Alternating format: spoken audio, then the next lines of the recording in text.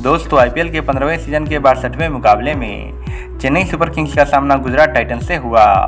इस मैच के दौरान मोइन अली ने चेन्नई की पारी के छठे ओवर में लगातार 2 छक्के लगाए। उनके दूसरे छक्के ने सीजन में छक्कों की संख्या को 873 तक पहुंचा दिया। इसी के साथ आईपीएल के इतिहास में किसी भी एक सीजन में सबसे ज़्यादा छक्कों का रिकॉर्ड टूट गया। गुजरात और चेन्नई के बीच मैच खत्म होने तक आईपीएल के 15वें सीजन में 875 छक्के लग चुके हैं। इससे पहले 2018 में 60 मैचों में 872 छक्के लगे थे। इस बार 62वें मुकाबले में यह रिकॉर्ड टूट चुका है। वैसे आपकी क्या राय है? क्या इस सीजन में 1000 छक्के लग पाएंगे? अपनी राय कमेंट सेक्शन में भेजें और ऐसी इंटरेस्टिंग रेड फैक्ट्स की जानकारी के लिए इस चैनल को सब्सक्राइब करें।